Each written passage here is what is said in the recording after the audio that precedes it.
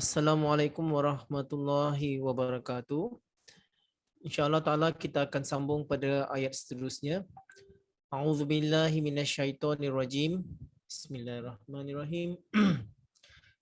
Wa dan kazalika ni isim isyarah. Ka maknanya seperti, zalika itu. Ini isim isyarah. Kazalika mana isim isyarah, iaitu kepada ayat yang sebelumnya lah.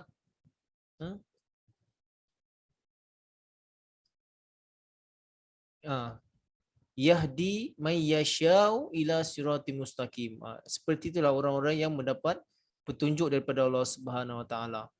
Mereka yang mendapat petunjuk daripada Allah Subhanahu Wa Taala ke arah siratal mustaqim. Ja'ala telah dijadikan kami telah jadikan kamu, iaitu umat Nabi Muhammad sallallahu alaihi wasallam, ummatan, satu umat, wasata. Wasat sebenarnya maksudnya pertengahan. Tetapi di sini bukan maksud pertengahan yang itu, yang pertengahan yang umum itu. Tapi wasatan sini ini maksudnya bila kita lihat orang yang pertengahan ini, mereka bijak. Mereka tidak melampaui batas dan mereka lebih berhati-hati. Jadi orang yang seperti itu mereka adalah orang yang mulia. Itu yang dikatakan wasatan. Dan kedudukan mereka sebenarnya sangat tinggi. Dan dalam bahasa Arab kalau disebut wasid, itu maknanya orang yang sangat dihormati. Itu wasid. Ini yang dikatakan umatan wasatan. Sebab umat Nabi Muhammad sallallahu alaihi wasallam kalau kita lihat dari segi ta'lim, iaitu Al-Quran Karim, itu adalah sempurna. Dan Al-Quran Karim adalah kitab yang sempurna, boleh diguna pakai sampai ke hari kiamat. Jadi sebab itu wasatan di sini maksudnya adalah yang mulia atau yang tinggi. Dan buktinya lagi juga Allah SWT berfirman dalam Al-Quran untuk umat Nabi Muhammad SAW ini. Allah SWT berfirman, kuntum khaira ummatin ukhrijat linnas. Kamu adalah umat yang terbaik, telah dikeluarkan untuk golongan manusia. Jadi digambarkan umat Nabi Muhammad SAW adalah umat yang terbaik. Jadi di sini ummatan wasata, ini maksudnya umat yang mulia, umat yang terbaik. Li, supaya takunu, kamu semua itu menjadi syuhada. Syuhada ini jamak bagi syahid. Syahid itu maksudnya yang melihat, yang menyaksikan. Yang menyaksikan. Dan syahid juga maksudnya amin, al-amin fi syahadah. Orang yang membenarkan apa yang disaksikan. Dan syahid juga bermaksud al-qatilu fi sabilillah. Itu orang yang terbunuh di jalan Allah Subhanahu Wa Taala. Syahid juga bermaksud al-alimul lazi la yaghibu an ilmihi syai'un. Iaitu orang alim yang tidak menyembunyikan perkara-perkara gaib dalam dirinya. Maknanya dia tak sembunyikan ilmu yang ada dalam dirinya. Dan syahid juga bermaksud allazi yu'ayinu kullasyai'in, iaitu orang yang menyaksikan segala sesuatu. Nah, itu maksud syahid. Ini syuhada jamak bagi syahid tadi. Ala, ke atas, annas, manusia. Kita dah banyak kali belajar. Wa, dan yakunu, mereka menjadi ar-rasul, rasul itu ala, disambung dengan jadi kum, jadi alaikum, ke atas kamu, dan supaya rasul itu ke atas kamu, syahida, menjadi saksi, bersaksikan ke atas kamu. Nanti saya terangkan. Tafsirnya memang sangat menarik. Nanti saya akan terangkan.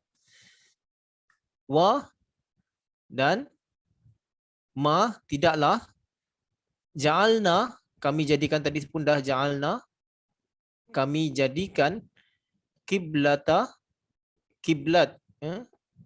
itu allati yang kunta kamu sebelum itu alaiha.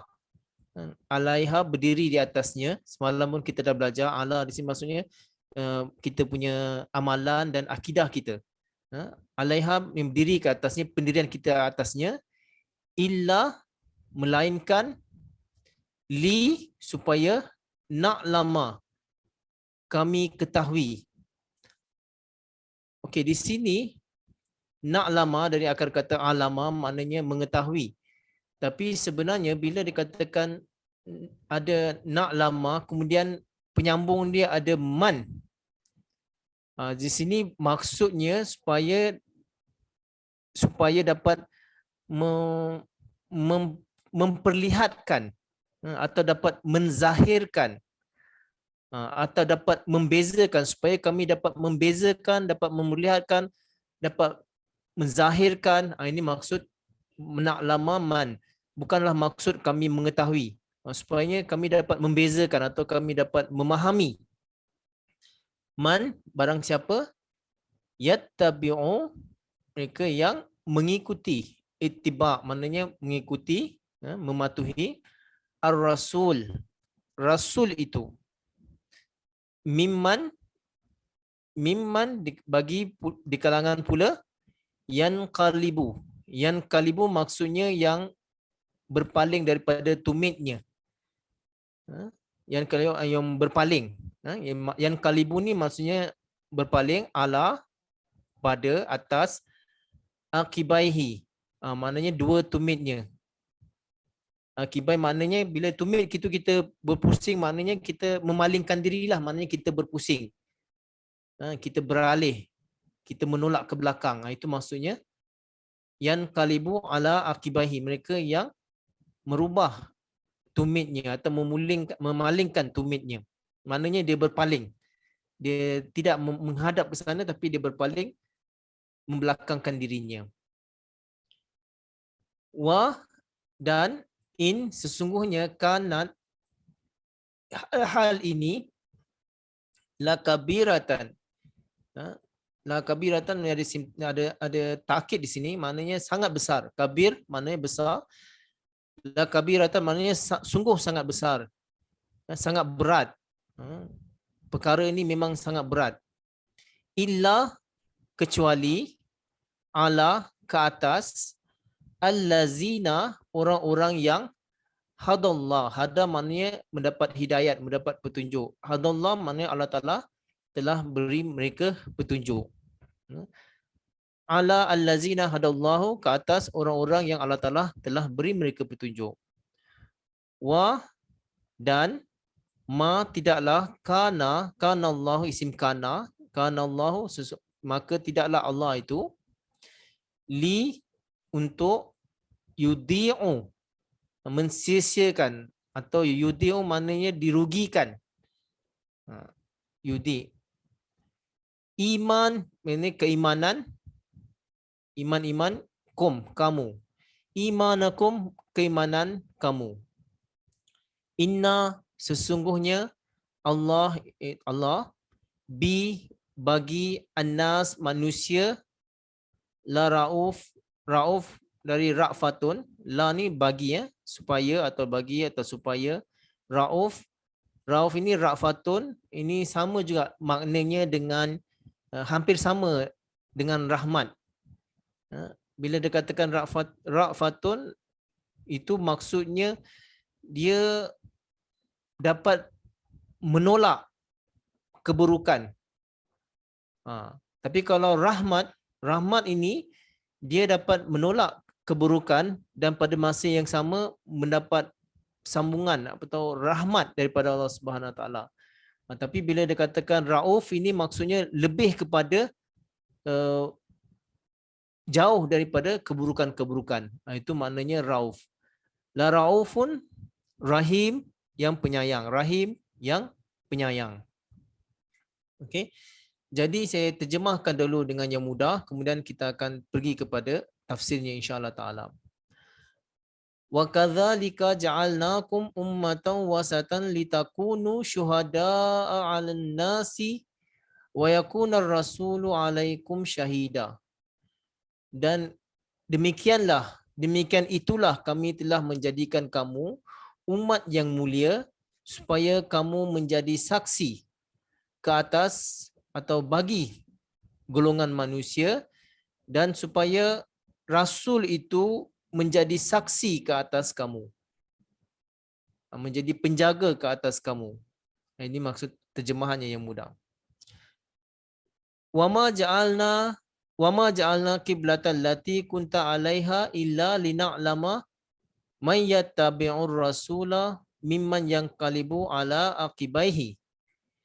Dan tidaklah kami menjadikan kiblat itu yang kamu berpedoman ke atasnya, melainkan ini adalah cubaan supaya kami dapat membezakan siapa yang mengikuti rasul itu dan barang siapa yang memalingkan tumitnya.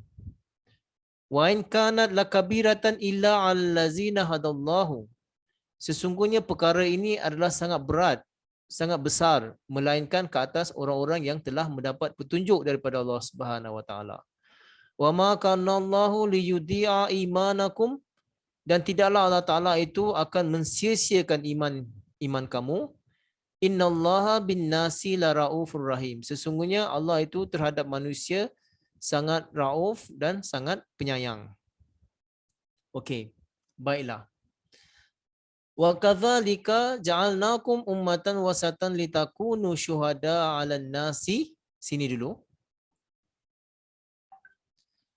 Tadi saya dah terangkan, kadzalika ni adalah isim isyarah menunjukkan kepada orang yang mendapat petunjuk ke arah siratal mustaqim. Jadi umat itu, iaitu umat Nabi Muhammad sallallahu alaihi wasallam, Allah SWT telah menjadikan mereka adalah umat yang mulia. Ummatan wasatan maksudnya umat yang mulia.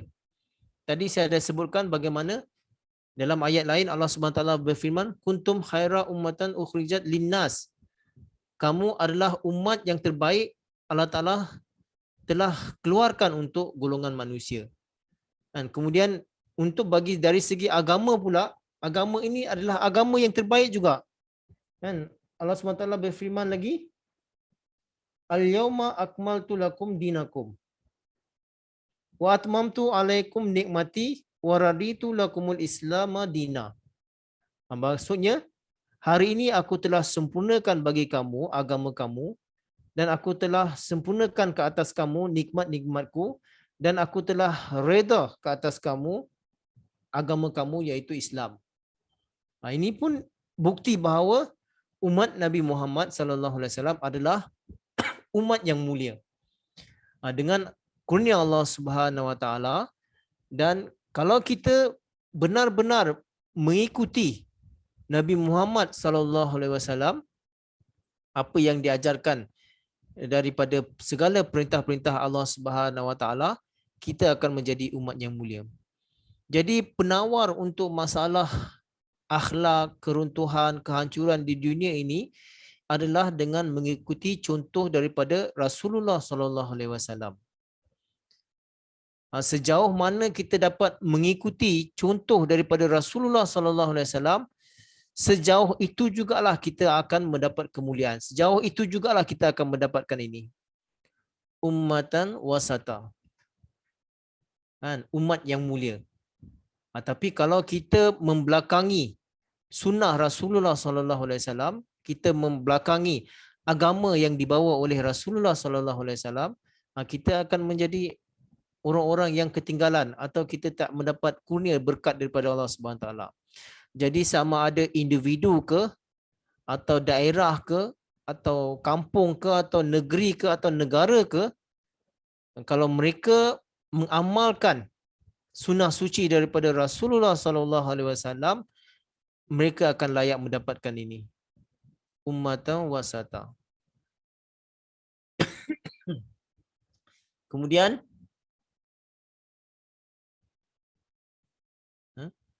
litakunu syuhada'a 'alan nasi, supaya kamu itu menjadi saksi ke atas golongan manusia. Jadi di sini ada satu perintah satu pedoman yang sangat luas, sangat bermanfaat, sangat besar tanggungjawabnya untuk kita.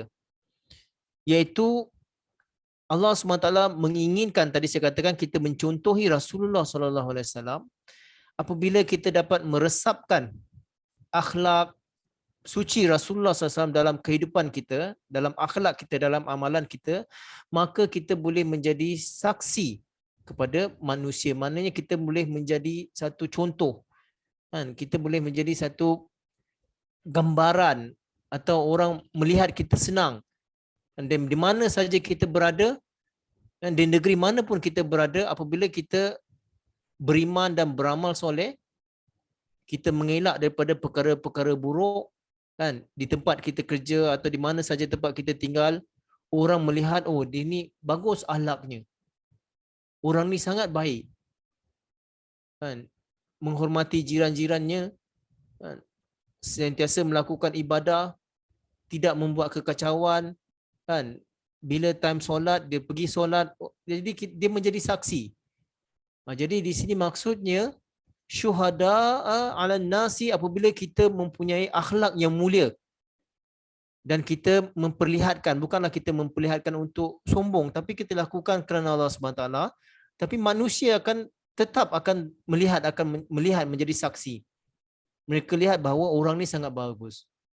Nanti kita boleh kembangkan. Sebenarnya cerita ni banyak, kan? Banyak di tempat-tempat saya pernah pergi, kan, di mana-mana pun orang kata, oh, Ahmadi itu sangat, orang-orang Ahmadi itu sangat menonjol akhlak mereka.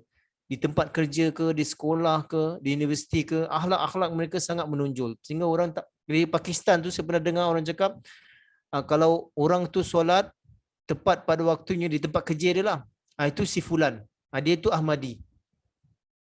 Kalau yang lain tu memang walaupun Islam tapi solat mereka pun tidak teratur. Ini salah satu contoh, nanti kita boleh kembangkan insya-Allah taala.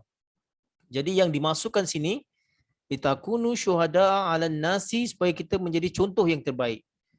Jadi ini adalah sarana yang sangat besar, sangat mulia kalau kita boleh dapat laksanakan, apabila kita boleh menjadi contoh yang baik kepada semua manusia.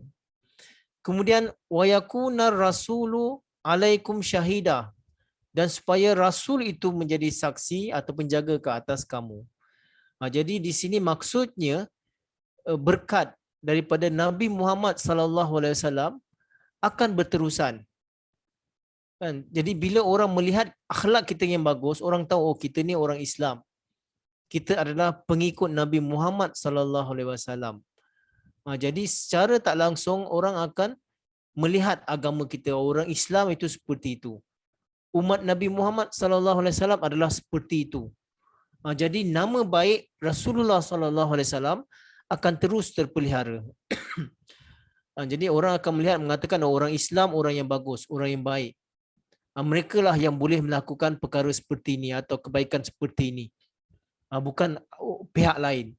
Jadi yang dikehendaki oleh Allah SWT, oleh Al-Quran, supaya kemuliaan nama baik Rasulullah SAW akan sentiasa hidup, akan sentiasa menjadi saksi bahawa contoh-contoh yang beliau SAW telah tinggalkan boleh diguna pakai, boleh diamalkan untuk pada masa sekarang atau masa akan datang pun.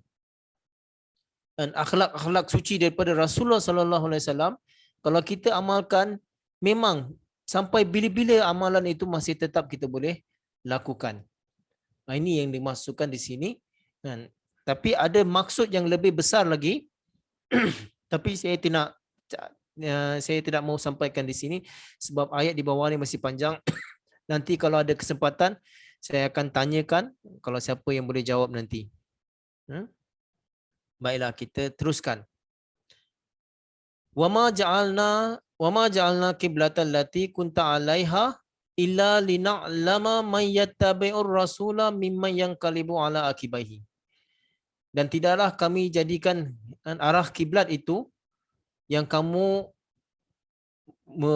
berpedoman ke atasnya, berpegang pada atasnya, melainkan supaya kami dapat mengetahui, supaya kami dapat membezakan barang siapa. Seperti saya katakan sini, kalau nak lama kemudian sambungan ni ada man, maknanya kita dapat membezakan, supaya kami dapat membezakan. Mayyattabi'ur rasulah, mereka yang mengikuti rasul itu, dan barang siapa yang berpaling di atas tumitnya. Jadi ketika Rasulullah semalam saya dah katakan, ya, bila arah kiblat itu dipindahkan, jadi dikatakan orang-orang mula memprotes. Saya kulu sufaha, orang-orang yang bodoh itu akan perkatakan, akan mempertikaikan. Jauh sebelumnya Allah Taala dah beritahukan kepada Rasulullah SAW, mereka akan pertikaikan. Jadi di sini kan, apa yang boleh membezakan, supaya dapat membezakan di sini, apa yang dimasukkan di sini, lina lama mayat tabi'ur rasul. Jadi awalnya Rasulullah SAW solat menghadap ke arah Baitul Maqdis. Walaupun Rasulullah SAW berada di Mekah, beliau SAW selalu berdiri di antara berhadapan berhadapan Baitullah dan sekaligus berhadapan Baitul Maqdis yang berada di utara. Jadi bila Rasulullah SAW berpindah ke Madinah, jadi beliau tidak dapat melakukan perkara yang sama. Kerana bila dah sampai di Madinah, jadi Mekah itu dah jadi selatan. Baitul Maqdis dah jadi utara. Jadi Rasulullah SAW masih terpaksa menghadap ke arah Baitul Maqdis. Tapi tidak boleh mengarah kepada Baitullah, Kaabah di Mekah. Sehinggalah beberapa bulan, dikatakan lebih kurang 16 atau 17 bulan, dan Rasulullah SAW menghadap ke Baitul Maqdis. Dan ada orang yang mempertikaikan atau mempermainkan, mengatakan, oh Rasulullah SAW sengaja untuk mengembirakan waktu di Mekah, kan, kerana orang-orang Arab, dia menghadapkan wajahnya kepada Baitullah supaya untuk mengembirakan orang-orang Mekah. Dan bila sampai di Madinah, kerana ramai orang-orang Yahudi dan ada juga Nasrani, lalu dia menghadap ke Baitul Maqdis supaya untuk mengembirakan orang-orang Yahudi. Tetapi sebenarnya bukan seperti itu, dan banyak lagi lah sebenarnya kalau kita baca, banyak lagi perbalahan pertikaian orang mengenai ini. Dan ada orang yang mengatakan, sebelum ini kita belajar, dikatakan ada ayat yang dimansuhkan. Mereka mengatakan ada ayat sebenarnya solat menghadap kepada Baitul Maqdis. Kemudian ayat itu dimansuhkan, digantikan dengan solat menghadap ke arah Baitullah. Tapi bukan seperti itu, nanti saya akan jelaskan. Jadi setelah 17 bulan di sana, 16 atau 17 berada di Madinah, masih tetap menghadap ke Baitul Maqdis. Satu hari ketika Rasulullah SAW sedang solat di Masjid Banu Salamah, tiba-tiba ada perintah daripada Allah SWT supaya mengarahkan kiblatnya itu ke arah Baitullah. Jadi ketika solat itu juga, Rasulullah SAW berpaling menghadap ke arah Mekah, ke arah Baitullah. Dan melihat ini, para sahabat pun mengikuti Rasulullah SAW untuk solat menghadap ke Baitullah. Dan sejak dari itu, setiap kali Rasulullah SAW umat Islam solat, mereka menghadapkan kiblat mereka kepada Baitullah di Mekah. Jadi perkara ini sebenarnya dalam ayat ini bukannya satu perkara yang gembira. Bukan orang menyambutnya dengan gembira. Tapi ini sebenarnya satu ujian. Lina lama mayyattabi'ur rasul, supaya kita dapat membezakan, dapat mengetahui siapa yang mengikuti rasul itu dan siapa yang memalingkan tumitnya. Jadi ini satu ujian sebenarnya. Ketika Rasulullah SAW berada di Mekah, bila Rasulullah solat menghadap Baitullah, untuk orang-orang Mekah, mereka tidak ada masalah. Mereka okey, sebab mereka menganggap bahawa Baitullah ni adalah tempat suci yang dah sudah beribu tahun, beratus tahun. Mereka anggap mula daripada datuk nenek moyang mereka. Tetapi bila Rasulullah hijrah ke Madinah menghadap ke Baitul Maqdis, jadi ada juga setengah orang yang mempertikaikan, yang tidak menyukai bahawa mereka menghadap Islam ini menghadap kepada Baitul Maqdis. Ada juga yang tidak suka. Kemudian apabila ada orang-orang di Madinah, kaum Aus dan Khazraj, dan ada juga beberapa orang Yahudi telah masuk Islam, kemudian bila perintah daripada Baitul Maqdis beralih kepada Makkah, jadi ini juga satu cubaan, satu ujian untuk orang-orang yang baru baiat di Madinah, terutamanya orang-orang Yahudi.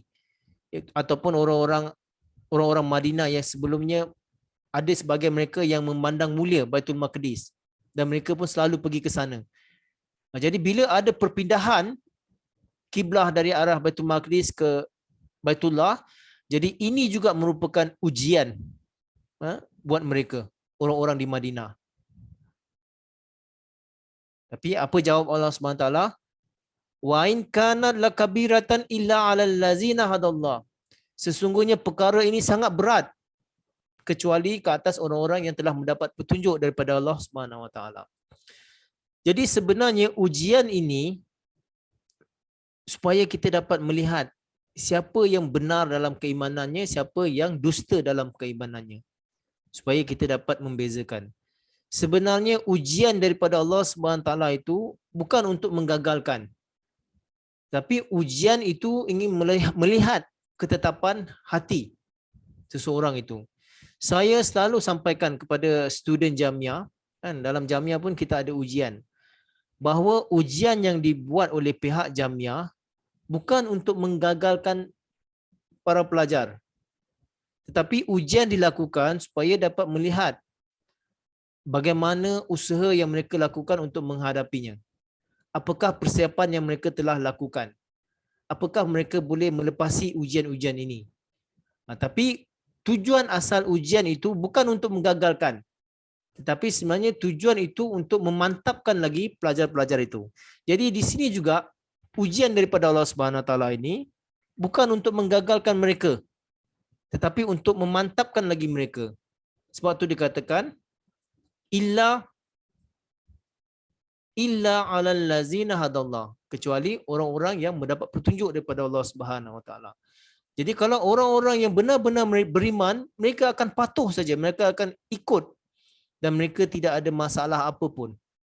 Mereka tetap yakin daripada segala yang disampaikan oleh Rasulullah sallallahu alaihi wasallam. Bahawa setiap perkataan yang keluar daripada mulut Rasulullah sallallahu alaihi wasallam, mereka yakin ini semua adalah daripada Allah Subhanahu Wa Taala. Dan pasti ada pahala yang besar di dalamnya, pasti ada berkat dan kurnia di dalamnya. Mereka yakin. Inilah untuk orang-orang yang beriman, mereka tidak akan gagal. Sebagai contoh kita katakan seorang pelajar namanya Ali. Kan? Ali seorang yang soleh, yang warak. Tetapi bila ada ujian dari Allah Subhanahu Wa Taala, dia gagal. Tak mungkin seperti itu. Kalau dia seorang yang soleh dan warak, bila ada ujian daripada Allah Subhanahu Wa Taala, dia mesti lulus, dia mesti berjaya. Tetapi kalau dia tak berjaya, dia gagal, itu bermakna dia itu bukanlah seorang yang soleh atau warak yang sebenarnya. Jadi memang benar terjadi apabila terjadinya perintah menghadapkan kiblat dari Baitul Maqdis ke arah Baitullah, bukan satu perkara yang menggembirakan, malah ini adalah satu ujian. Dan digambarkan, diriwayatkan ada beberapa orang menjadi murtad selepas perkara ini terjadi. Mereka mula menjadi murtad, mereka mula tidak menyukai, lalu menidakkan, lalu mula membangkang Islam dan membangkang kepada Rasulullah sallallahu alaihi wasallam. Ini terjadi. Sebab tu dia katakan in kanat lakabiratan, sesungguhnya perkara ini adalah sangat berat, sangat besar. Kerana benar terjadi orang-orang yang murtad selepas itu. Selepas peristiwa perpindahannya arah kiblat daripada Baitul Maqdis ke Baitullah. Baiklah, kita sambung seterusnya. Wa ma kana Allahu liyudhi'a imanakum, dan tidaklah Allah Taala itu akan mensia-siakan keimanan mereka. Jadi buat mereka yang tetap yakin atas segala perintah Allah Subhanahu Wa Taala, tetap beriman, tetap setia kepada Rasulullah sallallahu alaihi wasallam, segala iman, amalan, perjuangan mereka Allah Taala tidak akan sia-siakan. Mereka pasti mendapat ganjaran di sisi Allah SWT. Innallaha bin-nasi laraufur rahim. Sesungguhnya Allah Taala itu bagi golongan manusia sangat rauf dan sangat penyayang. Tadi saya katakan rauf ini menjauhkan mereka daripada keburukan. Jadi Allah SWT menginginkan kebaikan bagi orang-orang yang setia kepada Rasulullah SAW, supaya mereka terus mendapat rahmat daripada Allah SWT, supaya mereka yang benar-benar ini saja, yang tadi hadallah, yang mendapat petunjuk daripada akan tetap setia sehingga akhir hayat mereka, walaupun pelbagai ujian mereka terus hadapi atau pelbagai susah payah mereka hadapi, kan, susah senang bersama dengan Rasulullah sallallahu alaihi wasallam, terpaksa berperang, kan, terpaksa berhijrah dan sebagainya, tapi mereka tetap setia kepada Rasulullah sallallahu alaihi wasallam. Sesungguhnya innallaha binnasi la raufur rahim. Sesungguhnya Allah Taala bagi golongan manusia itu rauf dan sangat penyayang. Jadi kita hendaklah berusaha untuk menjadi orang-orang yang mencontohi Rasulullah sallallahu alaihi wasallam, yang setia kepada Rasulullah sallallahu alaihi wasallam, supaya kita menjadi tadi syuhada alan nas. Kita menjadi saksi bagi golongan manusia, mana kita menjadi contoh yang terbaik kepada manusia.